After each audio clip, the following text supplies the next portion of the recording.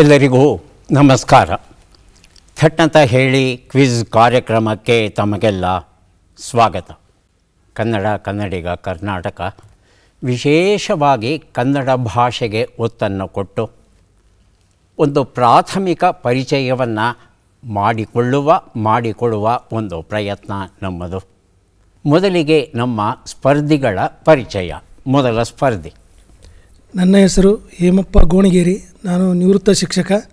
ನಾನು ಹಾವೇರಿ ಜಿಲ್ಲೆ ರೆಟ್ಟೇಹಳ್ಳಿ ತಾಲೂಕು ತಡಕನಹಳ್ಳಿ ಗ್ರಾಮದಿಂದ ಬಂದಿದ್ದೇನೆ. ನನ್ನ ಹವ್ಯಾಸಗಳು ತಟ್ಟಂತ ಹೇಳಿ ಕಾರ್ಯಕ್ರಮ ವೀಕ್ಷಣೆ ಮಾಡುವುದು, ದಿನಪತ್ರಿಕೆಗಳನ್ನು ಓದುವುದು, ಕೃಷಿ ಚಟುವಟಿಕೆಗಳಲ್ಲಿ ಭಾಗವಹಿಸುವುದು. ಹೇಮಪ್ಪ ಅವರಿಗೆ ಸ್ವಾಗತವನ್ನು ಕೋರ್ತಾ ಇದ್ದೇವೆ. ಮುಂದಿನ ಸ್ಪರ್ಧಿ. ನಮಸ್ಕಾರ. ನನ್ನ ಹೆಸರು ರಾಜಲಕ್ಷ್ಮಿ ಕೆಜೆ. ನಾನು ದಾವಣಗೆರೆಯಿಂದ ಬಂದಿದ್ದೇನೆ. ಗೃಹಿಣಿ. ನನ್ನ ಹವ್ಯಾಸಗಳು ಚಂದನದಲ್ಲಿ ಬರುವ ಕಾರ್ಯಕ್ರಮಗಳನ್ನು ನೋಡುವುದು, ತಟ್ಟಂತ ಹೇಳಿ ಕಾರ್ಯಕ್ರಮ ತಪ್ಪದೆ ವೀಕ್ಷಿಸುವುದು, ಪದಬಂಧ ಬಿಡಿಸುವುದು. ರಾಜಲಕ್ಷ್ಮಿ ಅವರಿಗೆ ಸ್ವಾಗತವನ್ನು ಕೋರ್ತಾ ಇದ್ದೇವೆ. ನಮ್ಮ ಮೂರನೆಯ ಸ್ಪರ್ಧಿ. ನಮಸ್ಕಾರ. ನನ್ನ ಹೆಸರು ಗುರುಸಿದ್ಧ ಶಿವಯೋಗಿ ಕಲ್ಮಠ್ ಅಂತ. ನಾನು ಹುಬ್ಬಳ್ಳಿಯಿಂದ ಬಂದಿದ್ದೇನೆ. ನಾನು ಭಾರತೀಯ ಜೀವವಿಮಾ ನಿಗಮದ ನಿವೃತ್ತ ಅಧಿಕಾರಿಯಾಗಿದ್ದು, ಸದ್ಯಕ್ಕೆ ದಿವಂಗತ ಬಸವಲಿಂಗಯ್ಯ ಹಿರೇಮಠ ಅವರ ಜಾನಪದ ಸಂಶೋಧನಾ ಕೇಂದ್ರ ಧಾರವಾಡ ಇದರ ಅಧ್ಯಕ್ಷನಾಗಿದ್ದೇನೆ. ಮತ್ತು ನನ್ನ ಹವ್ಯಾಸಗಳು ಕತೆ, ಕವನ, ನಾಟಕ, ಥಟ್ಟಂತ ನಡೀತಕ್ಕಂಥ ಈ ಕಾರ್ಯಕ್ರಮವನ್ನು ಪ್ರತಿನಿತ್ಯ ವೀಕ್ಷಿಸೋದು. ಬಹಳ ಸಂತೋಷ. ಗುರು ಸಿದ್ಧ ಶಿವಯೋಗಿ ಕಲ್ಮಠ ಅವರಿಗೆ ಸ್ವಾಗತವನ್ನು ಕೋರ್ತಾ ಇದ್ದೇವೆ. ಮೂವರು ಸಿದ್ಧವಾಗಿದ್ದರೆ ಕಾರ್ಯಕ್ರಮ ಆರಂಭಿಸೋಣ. ಮೊದಲಿಗೆ ನಿಯಮಗಳನ್ನು ಒಮ್ಮೆ ನೋಡಿಬಿಡೋಣ. ಒಟ್ಟು 10 ಪ್ರಶ್ನೆಗಳು. ಮೊದಲು ಬಜರ್ ಒತ್ತಿದವರಿಗೆ ಉತ್ತರ ನೀಡುವ ಅವಕಾಶ. ಪ್ರತಿ ಸರಿ ಉತ್ತರಕ್ಕೆ ಒಂದು ಪುಸ್ತಕ ಬಹುಮಾನ. ಆಯ್ಕೆಗಳು ಬರುವ ಮೊದಲೇ ಬಜರ್ ಒತ್ತಿ ಸರಿ ಉತ್ತರ ನೀಡಿದರೆ 2 ಪುಸ್ತಕ ಬಹುಮಾನ. 100 ಅಂಕ ಗಳಿಸಿದವರಿಗೆ ಒಂದು ಪುಸ್ತಕ ವಿಶೇಷ ಬಹುಮಾನ. ನಕಾರಾತ್ಮಕ ತಂತ್ರಗಳಿಗೆ ಅವಕಾಶವಿಲ್ಲ. ಕಾರ್ಯಕ್ರಮದ ಮೊದಲ ಪುಸ್ತಕ, ಮೊದಲ ಪ್ರಶ್ನೆಯನ್ನು ಈಗ ನೋಡೋಣ. ಸುಮುಖ ಕಲಾ ಕವನ ಸಂಕಲನ, ಶ್ರೀಮತಿ ಎಂ ಆಶಾ ಕಿರಣ್ ಅವರು ಬರೆದಂಥ ಪುಸ್ತಕ. ಮೊದಲ ಪ್ರಶ್ನೆ ಈಗ ಬಂತು. ಪ್ರಶ್ನೆಯನ್ನು ನೋಡೋಣ. ದಾನಚಿಂತಾಮಣಿ ಅತ್ತಿಮಬ್ಬೆಯು ಸಹಸ್ರ ಶಾಂತಿ ಪುರಾಣ ಪ್ರತಿಗಳನ್ನು ಬರೆಯಿಸಿ ಯಾವುದರ ಜೊತೆಯಲ್ಲಿ ದಾನವನ್ನು ಮಾಡಲು ಅನ್ನೋದನ್ನು ತಿಳ್ಕೋಬೇಕಾಗಿದೆ. ಆಯ್ಕೆಗಳನ್ನು ನೋಡೋಣ. ಸುವರ್ಣ ಮುಮ್ಮಡಿ ಹೇಳಿ. ಸುವರ್ಣ ಮುಮ್ಮಡಿ ಕೃಷ್ಣನ ಪ್ರತಿಮೆ. ಆಯ್ಕೆ 2. ಸುವರ್ಣ ದಿನಚಂದ್ರ ದೇವನ ಪ್ರತಿಮೆ. ಆಯ್ಕೆ 3. ಸುವರ್ಣ ಪೊನ್ನನ ಪ್ರತಿಮೆ. ಆಯ್ಕೆ 4. ಸುವರ್ಣ ಜಿನ ಪ್ರತಿಮೆ. ಬಜರ್ ಒತ್ತಿ ಉತ್ತರ ಕೊಡಿ. ರಾಜೇಶ್ವರಿ ಅವರು ಬಜರ್ ಒತ್ತಿದ್ದಾರೆ. ಉತ್ತರವನ್ನು ಕೇಳೋಣ. 2ನೇದು ಸುವರ್ಣ ದಿನಚಂದ್ರ ದೇವನ ಪ್ರತಿಮೆ. ಸುವರ್ಣ ದಿನಚಂದ್ರ ಪ್ರತಿಮೆ ಅಂತ ಹೇಳ್ತಾ ಇದ್ದಾರೆ. ಉತ್ತರವನ್ನು ನೋಡೋಣ. ಆದರೆ ಸರಿಯಾದ ಉತ್ತರ ಸುವರ್ಣ ಜಿನ ಪ್ರತಿಮೆ ಆಗಿತ್ತು. ವೆಂಗಿ ಮಂಡಲದಲ್ಲಿ ಪುಂಗನೂರಿನ ನಾಗಮಯ್ಯ ಅಂತ ಒಬ್ಬ ವ್ಯಕ್ತಿ ಇದ್ದ. ಆತನ ಗುರು ದಿನಚಂದ್ರ ದೇವ. ಗುರು ತೀರಿ ಹೋಗ್ತಾರೆ. ಆ ಗುರುಗಳಿಗೆ ಮುಕ್ತಿ ದೊರೆಯಲಿ ಅನ್ನೋ ಉದ್ದೇಶದಿಂದ ಮಹಾಕವಿ ಪೊನ್ನ ಏನಿದ್ದ ಆತನಿಗೆ ಹೇಳಿ ಶಾಂತಿ ಪುರಾಣವನ್ನು ಬರೆಸ್ತಾನೆ. ಈ ನಾಗಮಯ್ಯನಿಗೆ 2 ಮಕ್ಕಳು. ಮಲ್ಲಪ್ಪ ಪುಣ್ಯಮಯ್ಯ ಅಂತ ಒಬ್ಬ ಮಗ. ಹಾಗೆಯೇ ಈ ಮಲ್ಲಪ್ಪ ಪುಣ್ಯಮಯ್ಯ ಇದಾನಲ್ಲ, ಈತನ ಮಗಳು ಅತ್ತಿಮಬ್ಬೆ. ಹಾಗಾಗಿ ಅತ್ತಿಮಬ್ಬೆ 1000 ಪ್ರತಿಗಳನ್ನು ಮಾಡಿಸಿ ಚಿನ್ನದಿಂದ ಮಾಡಿದ ಜಿನ ಪ್ರತಿಮೆಯನ್ನು, ಪುಸ್ತಕವನ್ನು ಎರಡನ್ನೂ ಸಹ ದಾನ ಮಾಡ್ತಾಳಂತೆ 1000 ಜನಕ್ಕೆ. ಹಾಗಾಗಿ ಆಕೆಯನ್ನು ದಾನಚಿಂತಾಮಣಿ ಅತ್ತಿಮಬ್ಬೆ ಅಂತ ಇವತ್ತಿಗೂ ನಾವು ಸ್ಮರಿಸ್ಕೋತಾ ಇದ್ದೇವೆ. ಮುಂದಿನ ಪುಸ್ತಕ ಬೀಚಿ ಬುಲೆಟ್ಸೋ ಬಾಂಬ್ಸೋ ಭಗವದ್ಗೀತೆ. BS ಕೇಶವರಾವ್ ಸಂಪಾದಿಸಿರುವ ಕೃತಿ ಇದು. ಪ್ರಶ್ನೆ: ಕರ್ನಾಟಕದಲ್ಲಿ ಯಕ್ಷಗಾನವನ್ನು ಯಾರು ಮೊದಲು ಜನಪ್ರಿಯಗೊಳಿಸಿದರು? ಶಿವಯೋಗಿಯವರು ಈಗ ಉತ್ತರವನ್ನು ಕೊಡಬೇಕು. ಶಿವರಾಮ್ ಕಾರಂತ್ ಅವರು. ಶಿವರಾಮ ಕಾರಂತ. ಆಯ್ಕೆಗಳನ್ನು ನೋಡೋಣ. ವ್ಯಾಸರಾಜ, ವಾದಿರಾಜ, ನರಹರಿ ತೀರ್ಥ, ಪುರಂದರದಾಸ. ರಾಜಲಕ್ಷ್ಮಿ ನರಹರಿ ತೀರ್ಥ. ನರಹರಿ ತೀರ್ಥ ಆಯ್ಕೆ 3 ಅಂತ ಹೇಳ್ತಾ ಇದ್ದಾರೆ. ಉತ್ತರವನ್ನು ನೋಡೋಣ. ನರಹರಿ ತೀರ್ಥ ಉತ್ತರ ಸರಿಯಾಗಿದೆ. ರಾಜಲಕ್ಷ್ಮಿ ಅವರಿಗೆ ಬೀಚಿ ಬುಲೆಟ್ಸೋ ಬಾಂಬ್ಸೋ ಭಗವದ್ಗೀತೆ ಎನ್ನುವ ಈ ಒಂದು ಪುಸ್ತಕವನ್ನು ಕೊಟ್ಟಿದ್ದೇನೆ. ಒರಿಸ್ಸಾದಲ್ಲಿ ನರಸಿಂಹದೇವ ಒಬ್ಬ ಅರಸ, ಮೂಲತಃ ಕನ್ನಡಿಗರೇ ಇವರು. ಅವರ ಬಳಿ ಮಂತ್ರಿಯಾಗಿರ್ತಾರೆ. ಇವರು ಕೂಚಿಪುಡಿ ನೃತ್ಯವನ್ನು, ಯಕ್ಷಗಾನವನ್ನು ಜನಪ್ರಿಯಗೊಳಿಸೋದಕ್ಕೆ ಮೂಲತಃ ಕಾರಣರಾಗ್ತಾರೆ. ನರಹರಿ ತೀರ್ಥ ಅವರು ಸನ್ಯಾಸತ್ವವನ್ನು ಸ್ವೀಕರಿಸಿದ ಮೇಲೆ ಪಡೆದಂಥ ಹೆಸರು, ಮೂಲ ಹೆಸರು ನರಸಿಂಹದೇವ ಅಂತ. ಅದೇ ಒರಿಸ್ಸಾ ಅರಸನ ಹತ್ತಿರ ಕೆಲಸವನ್ನು ಅವರು ಮಾಡ್ತಾ ಇರ್ತಾರೆ. ದಶಾವತಾರ, ಭಾಗವತ, ರಾಮಾಯಣ, ಮಹಾಭಾರತಗಳಿಂದ ಪ್ರಸಂಗಗಳನ್ನು ಆಯ್ದು ಬಹುಶಃ ಇವರು ಈ ಯಕ್ಷಗಾನವನ್ನು, ಕೂಚಿಪುಡಿ ನೃತ್ಯವನ್ನು ಇವನ್ನೆಲ್ಲ ಜನಪ್ರಿಯಗೊಳಿಸಿದರು ಅಂತ ಭಾವಿಸ್ತಾರೆ ತಜ್ಞರು. ಮುಂದಿನ ಪುಸ್ತಕ ಮಾನವ ಜೀವನ, ಆರೋಗ್ಯ, ಸಂತೋಷ, ಡಾಕ್ಟರ್ BM ಹೆಗ್ಡೆ ಬರೆದಂಥ ಇಂಗ್ಲೀಷ್ ಕೃತಿಯನ್ನು ಕನ್ನಡಕ್ಕೆ ಅನುವಾದ ಮಾಡಿದ್ದಾರೆ ಪ್ರೊಫೆಸರ್ UL ಆಚಾರ್ಯ ಅವರು. ನಮ್ಮ ಪ್ರಶ್ನೆ: ಕನ್ನಡದ ಪ್ರಥಮ ಸಾಂಗತ್ಯವು ಯಾವುದು? ಆಯ್ಕೆಗಳನ್ನು ನೋಡೋಣ. ರಾಮ ಸಾಂಗತ್ಯ, ಸೊಬಗಿನ ಸೋನೆ, ಹೇಳಿ. ರಾಮ ಸಾಂಗತ್ಯ. ಆಯ್ಕೆ 3 ಕಂಠೀರವ ನರಸರಾಜ ವಿಜಯ. ಆಯ್ಕೆ 4 ಭರತೇಶ ವೈಭವ. ರಾಜಲಕ್ಷ್ಮಿ ಭರತೇಶ ವೈಭವ. ಉತ್ತರವನ್ನು ನೋಡೋಣ. ಸರಿಯಾದ ಉತ್ತರ ಸೊಬಗಿನ ಸೋನೆ ಆಗಿತ್ತು. ಸಾಂಗತ್ಯ ಅಂದರೆ 4 ಸಾಲುಗಳ ಪದ್ಯ. ಇದು ಮೊದಲು ಮತ್ತು 3ನೆಯ ಸಾಲು, 2 ಹಾಗೂ 4ನೆಯ ಸಾಲು ಏನಿದೆ ಇದು ಪ್ರಾಸವನ್ನು ಪಡೆದಿರಬೇಕು. ಇದರಲ್ಲಿ ವಿಷ್ಣು, ಬ್ರಹ್ಮ, ರುದ್ರ ಗಣಗಳು ಇದರಲ್ಲಿ ಹೆಚ್ಚು ಬಳಕೆಯಾಗುತ್ತೆ. 1410ರಲ್ಲಿ ದೇಪರಾಜ ಅಂತಕ್ಕಂಥ ಕವಿ ಈ ಸೊಬಗಿನ ಸೋನೆ ಅನ್ನೋ ಒಂದು ಕೃತಿಯನ್ನು ಬರೀತಾನೆ. ಮುಂದಿನ ಪುಸ್ತಕ ಮತ್ತು ಪ್ರಶ್ನೆ: ರುಚಿಗೆ ಹುಳಿಯೊಗರು ಎನ್ನುವ ಪುಸ್ತಕ. ಶ್ರೀನಿವಾಸ ವೈದ್ಯ ಇದನ್ನು ಬರೆದಿದ್ದಾರೆ. ನಮ್ಮ ಪ್ರಶ್ನೆಯನ್ನು ನೋಡೋಣ. ಭಾರತೀಯ ಭಾಷೆಗಳಿಂದ ಕನ್ನಡಕ್ಕೆ ಅನುವಾದ ಆದ ಮೊದಲ ಕಾದಂಬರಿ ಯಾವುದು? ಆಯ್ಕೆಗಳನ್ನು ನೋಡೋಣ. ಯಮುನಾ ಪರ್ಯಟನ,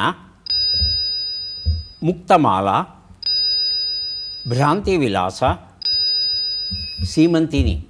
ಮೊದಲಿಗೆ ರಾಜಲಕ್ಷ್ಮಿ. ಮುಕ್ತಮಾಲಾ ಆಯ್ಕೆ 2. 3ನೇದು ಭ್ರಾಂತಿ ವಿಲಾಸ. ಹೇಮಪ್ಪ ಅವರ ಉತ್ತರ ಭ್ರಾಂತಿ ವಿಲಾಸ. ಉತ್ತರವನ್ನು ನೋಡೋಣ. ಆದರೆ ಸರಿಯಾದ ಉತ್ತರ ಯಮುನಾ ಪರ್ಯಟನ ಆಗಿತ್ತು. 1829ರಲ್ಲಿ ಮರಾಠಿ ಭಾಷೆಯಿಂದ ಪುಸ್ತಕ ಕನ್ನಡಕ್ಕೆ ಅನುವಾದವಾಗುತ್ತೆ. ಅದುವೇ ಯಮುನಾ ಪರ್ಯಟನ ಅಂತ ಹೇಳಿ. ಇಲ್ಲಿ ಯಮುನಾ ಅಂತ ಓರ್ವ ಹೆಣ್ಣು ಮಗಳು ಚಿಕ್ಕ ವಯಸ್ಸಲ್ಲೇ ವಿಧವೆ ಆಗ್ತಾಳೆ. ಈಕೆಯ ಬದುಕು ಹೇಗೆ ಸಾಗುತ್ತೆ ಅನ್ನೋದು ಈ ಕಾದಂಬರಿಯ ಒಂದು ಹೂರಣ ಆಗಿದೆ. ಈಕೆ ಪ್ರಯಾಣವನ್ನು ಮಾಡ್ತಾ ಮಾಡ್ತಾ ಏನೆಲ್ಲ ಕಷ್ಟಗಳನ್ನು ಅನುಭವಿಸ್ತಾಳೆ, ಅವುಗಳ ಚಿತ್ರಣ ದೊರೀತಾ ಹೋಗುತ್ತೆ. ಕೊನೆಗೆ ಈ ಹಿಂದೂ ಧರ್ಮದಲ್ಲಿ ಇರ್ತಕ್ಕಂಥ ಈ ನಕಾರಾತ್ಮಕ ವಿಚಾರಗಳು ಏನಿವೆ, ಆಚರಣೆಗಳು ಏನಿವೆ, ಅವುಗಳನ್ನೆಲ್ಲ ನೋಡಿ ಬೇಸರವಾಗಿ ಕೊನೆಗೆ ಕ್ರೈಸ್ತ ಧರ್ಮಕ್ಕೆ ತನ್ನನ್ನು ತಾನು ಪರಿವರ್ತನೆ ಮಾಡ್ಕೋತಾಳೆ ಯಮುನಾ. ಆ ಒಂದು ಹಿನ್ನೆಲೆಯಲ್ಲಿ ಈ ಯಮುನಾ ಪರ್ಯಟನ ಅನ್ನೋ ಕಾದಂಬರಿಯನ್ನು ಮರಾಠಿಯಲ್ಲಿ ಬರೆದಿದ್ದಾರೆ. ಅದು ಕನ್ನಡಕ್ಕೂ ಅನುವಾದ ಆಗಿದೆ. ಮುಂದಿನ ಪುಸ್ತಕ ನಾನು ಭಾರ್ಗವಿ ನಾರಾಯಣ್ ಅವರ ಆತ್ಮಕಥನದ ಸೊಗಸಾದ ಕೃತಿ. ಪ್ರಶ್ನೆ: ಈ ಕನ್ನಡ ಪದ್ಯವನ್ನು ತಪ್ಪಿಲ್ಲದಂತೆ ಓದಿ. ಮೊದಲು ಪದ್ಯವನ್ನು ನೋಡೋಣ. ನಾನು ಓದೋಕ್ಕೆ ಹೋಗಲ್ಲ. ಯಾರು ಓದೋಕ್ಕೆ ಸಿದ್ಧವಾಗಿದ್ದೀರಿ ಮೊದಲು ಬಸ್ಸರೊತ್ತಿ ಓದೋದಕ್ಕೆ ಶುರು ಮಾಡಿ. ಸಾವಕಾಶವಾಗಿ ಓದಿ. ಆ ಥರ ಪಟ್ಟು ತಪ್ಪುಗಳನ್ನು ಮಾಡಬಾರ್ದು. ಒಂದು ತಪ್ಪಾಗಬಾರ್ದು, ಅದು ಬಹಳ ಮುಖ್ಯ. ಮೊದಲಿಗೆ ಶಿವಯೋಗಿಯವರು.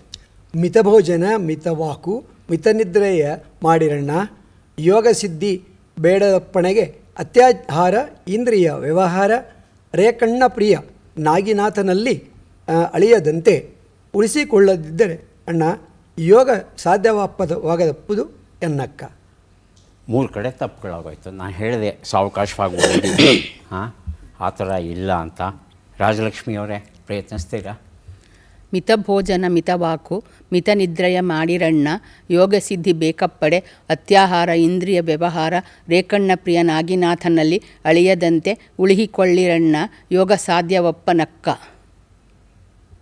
ಪರವಾಗಿಲ್ಲ, ಹಾಂ ಚೆನ್ನಾಗಿ ಓದಿದ್ದೀರಿ. ನಾನು ಭಾರ್ಗವಿ ಅನ್ನೋ ಈ ಪುಸ್ತಕವನ್ನು ನಿಮಗೆ ಕೊಡಬೇಕಾ ಇಲ್ಲವಾ ನಿರ್ಣಯ ಮಾಡೋದಕ್ಕೆ ಒಂದು ಸಲ ಹೇಮಪ್ಪ ಅವರು ಓದ್ಬಿಡಿ. ಮಿತಭೋಜನ ಮಿತವಾಕು ಮಿತನಿದ್ರೆಯ ಮಾಡಿರಣ್ಣ ಯೋಗಸಿದ್ಧಿ ಬೇಕಪ್ಪಡೆ ಅತ್ಯಾಹಾರ ಇಂದ್ರಿಯ ವ್ಯವಹಾರ ರೇಕಣ್ಣ ಪ್ರಿಯ ನಾಗಿನಾಥನಲ್ಲಿ ಅಳಿಯದಂತೆ ಉಳಿಸಿಕೊಳ್ಳಿರಣ್ಣ ಯೋಗ ಒಪ್ಪನ್ನಕ್ಕ. 4-5 ಕಡೆ ತಪ್ಪಾಗೋಯ್ತು. ನಾನು ಭಾರ್ಗವಿ ಈ ಒಂದು ಪುಸ್ತಕವನ್ನು ರಾಜಲಕ್ಷ್ಮಿ ಅವರಿಗೆ ಕೊಟ್ಟಿದ್ದೇವೆ. ಎಷ್ಟು ಒಳ್ಳೆ ಮಾತನ್ನು ಬಹುರೂಪಿ ಚೌಡಯ್ಯ ಈ ಒಂದು ವಚನದಲ್ಲಿ ಹೇಳ್ತಾರೆ ಅಂತ ನಾವು ನೋಡಬಹುದು.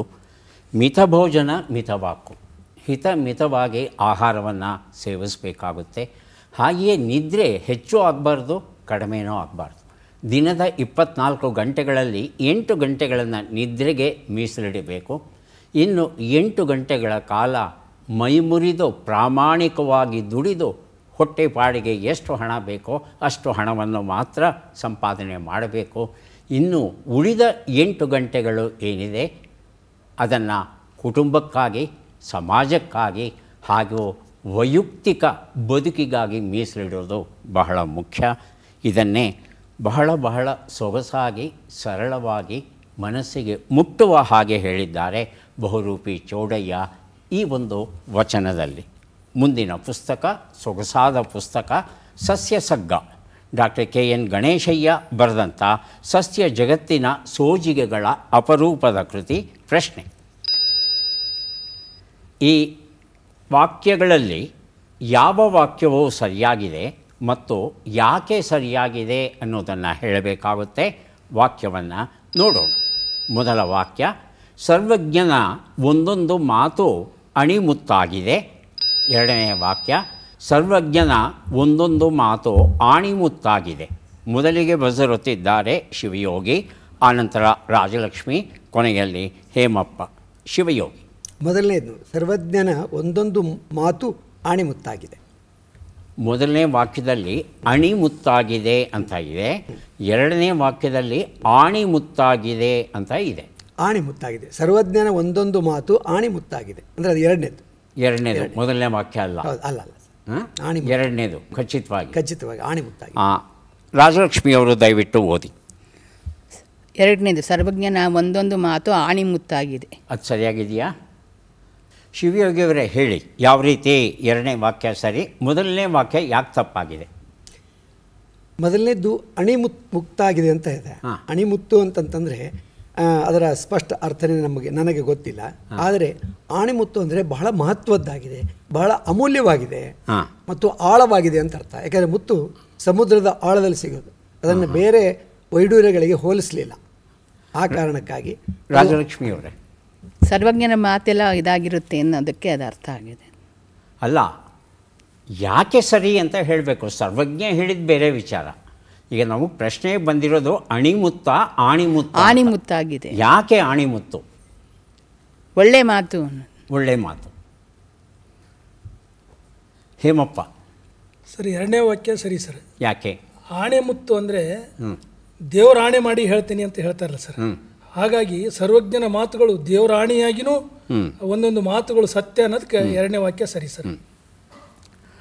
ಸಸ್ಯಸಗ್ಗ ಪುಸ್ತಕವನ್ನು ಶಿವಯೋಗಿ ಅವರಿಗೆ ಕೊಡ್ತಾ ಇದ್ದೇನೆ. ಇಲ್ಲಿ ಅಣಿ ಅಂತ ಹೇಳ್ತಂದರೆ ಸಿದ್ಧವಾಗೋ, ತಯಾರಾಗೋ ಅನ್ನೋ ಅರ್ಥ ಬರುತ್ತೆ. ಅಣಿಯಾಗೋ ಅಂತ ನಾವು ಹೇಳ್ತೇವೆ.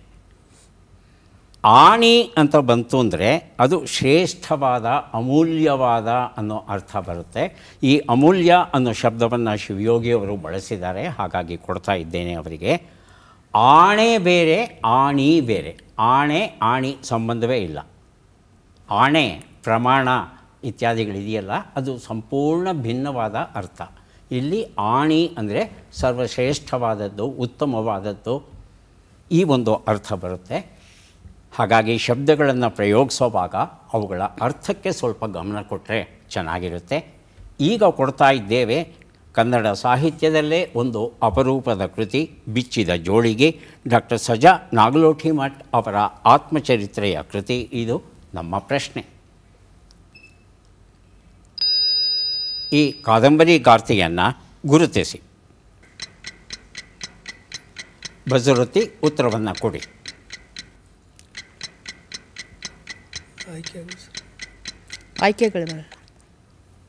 ಆಯ್ಕೆಗಳನ್ನು ನೋಡೋಣ. ಗೀತಾ ನಾಗಭೂಷಣ, ನುಗ್ಗೇಹಳ್ಳಿ ಪಂಕಜ, ಆರ್ಯಾಂಬಾ ಪಟ್ಟಾಭಿ, ಚ ಸರ್ವಮಂಗಳ. ಮೊದಲಿಗೆ ರಾಜಲಕ್ಷ್ಮಿ, ಆನಂತರ ಶಿವಯೋಗಿ. ಗೀತಾ ನಾಗಭೂಷಣ. ಗೀತಾ ನಾಗಭೂಷಣ ಆಯ್ಕೆ 1. ಶಿವಯೋಗಿ ಗೀತಾ ನಾಗಭೂಷಣ. ಅದೇ ಉತ್ತರ. ಹೇಮಪ್ಪ ಛ ಸರ್ವಮಂಗಳ ಸರ್. ಸರ್ವಮಂಗಳ ಆಯ್ಕೆ 4. ಉತ್ತರವನ್ನು ನೋಡೋಣ. ಗೀತಾ ನಾಗಭೂಷಣ ಉತ್ತರ ಸರಿಯಾಗಿದೆ. ಬಿಚ್ಚಿದ ಜೋಳಿಗೆ ಈ ಕಾದಂಬರಿ ಕೃತಿಯನ್ನು ರಾಜಲಕ್ಷ್ಮಿ ಅವರಿಗೆ ಕೊಟ್ಟಿದ್ದೇವೆ. ಗೀತಾ ನಾಗಭೂಷಣ ಅವರು ಕಲಬುರಗಿಯನ್ನು ತಮ್ಮ ಕರ್ಮಕ್ಷೇತ್ರವನ್ನಾಗಿ ಆಯ್ಕೆ ಮಾಡಿಕೊಂಡಿದ್ದರು. ಕಥೆಗಾರ್ತಿ ಹಾಗೂ ಕಾದಂಬರಿಗಾರ್ತಿ. ದುರ್ಗಮುರುಗಿಯರ ಸಂಸ್ಕೃತಿಯ ಬಗ್ಗೆ ಒಂದು ಮಹಾಪ್ರಬಂಧವನ್ನು ಬರೆದು ಡಾಕ್ಟರೇಟ್ ಗೌರವವನ್ನು ಸಹ ಇವರು ಪಡೆದಿದ್ದಾರೆ. ಹಾಗೆಯೇ ಬದುಕು ಅಂತಕ್ಕಂಥ ಒಂದು ಕಾದಂಬರಿಗೆ ಕೇಂದ್ರ ಸಾಹಿತ್ಯ ಅಕಾಡೆಮಿ ಪ್ರಶಸ್ತಿ ಬಂದಿದೆ. ಆ ಪ್ರಾದೇಶಿಕ ಸಂಸ್ಕೃತಿ ಏನಿದೆ, ಅಲ್ಲಿನ ಜನಜೀವನ ಏನಿದೆ, ಅದನ್ನು ಬಹಳ ಸಮರ್ಥವಾಗಿ ತಮ್ಮ ಕಥೆಗಳಲ್ಲಿ, ಕಾದಂಬರಿಗಳಲ್ಲಿ ವ್ಯಕ್ತಪಡಿಸಿದ್ದಾರೆ ಗೀತಾ ನಾಗಭೂಷಣ ಅವರು. ಎಸ್ ಎಲ್ ಭೈರಪ್ಪ ಅವರ ಪುಸ್ತಕ ನಾನೇಕೆ ಬರೆಯುತ್ತೇನೆ. ನಮ್ಮ ಪ್ರಶ್ನೆ. ಈ ಭಾವಗೀತೆಯನ್ನು ಬರೆದ ಕವಿಯನ್ನು ಗುರುತಿಸಿ. ಭಾವಗೀತೆಯನ್ನು ಕೇಳೋಣ. ಮುಂಗಾರಿನ ಅಭಿಷೇಕಕ್ಕೆ ಮಿದುವಾಯಿತು ನೆಲವು, ಮುಂಗಾರಿನ ಅಭಿಷೇಕಕ್ಕೆ ಮಿದುವಾಯಿತು ನೆಲವು, ಧಗೆಯಾರಿದ ಹೃದಯದಲ್ಲಿ ಪುಟಿದೆದ್ದಿತು ಚೆಲುವು, ಮುಂಗಾರಿನ ಅಭಿಷೇಕಕ್ಕೆ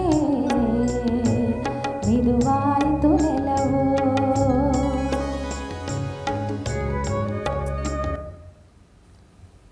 ಆಯ್ಕೆಗಳನ್ನು ನೋಡೋಣ. ಕುವೆಂಪು, ದ ರಾ ಬೇಂದ್ರೆ, ಜಿ ಎಸ್ ಶಿವರುದ್ರಪ್ಪ ಹಾಗೂ ಕೆ ಎಸ್ ನರಸಿಂಹಸ್ವಾಮಿ. ಮೊದಲಿಗೆ ಹೇಮಪ್ಪ, ಆನಂತರ ಶಿವರುದ್ರಪ್ಪ. ಶಿವಯೋಗಿ. G S Shivarudrappa. ಆಯ್ಕೆ 3 Shivayogi. G S Shivarudrappa. Correct. ಅದೇ ಉತ್ತರವಾ? ಉತ್ತರವನ್ನು ನೋಡೋಣ. ಉತ್ತರ ಸರಿಯಾಗಿದೆ. ಹೇಮಪ್ಪ ಈ ಉತ್ತರವನ್ನು ಮೊದಲು ಕೊಟ್ಟಿದ್ದಾರೆ. ಎಸ್ ಎಲ್ ಭೈರಪ್ಪ ಅವರು ಬರೆದ ನಾನೇಕೆ ಬರೆಯುತ್ತೇನೆ ಎನ್ನುವ ಈ ಒಂದು ಪುಸ್ತಕವನ್ನು ಹೇಮಪ್ಪ ಅವರಿಗೆ ಕೊಟ್ಟಿದ್ದೇವೆ. ಈಗ 3 ಪುಸ್ತಕಗಳನ್ನು ಕೊಡೋದಕ್ಕೆ ನಾವು ಸಿದ್ಧವಾಗಿದ್ದೇವೆ. ಪದಬಂಧ ಬಂದಿದೆ. ಸುಳುಹುಗಳನ್ನು ನೋಡೋಣ. ಕಾಳಗವನ್ನು ತಾತ್ಕಾಲಿಕವಾಗಿ ನಿಲ್ಲಿಸುವುದು ಮಾರ್ಗ ಅಥವಾ ಸಂಪ್ರದಾಯ.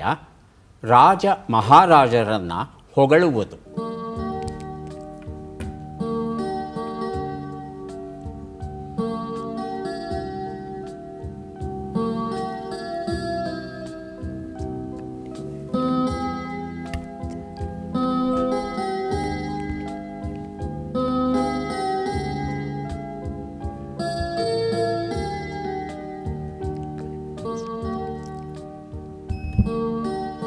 ಬಜರುತ್ತಿದ್ದಾರೆ ಶಿವಯೋಗಿಯವರು.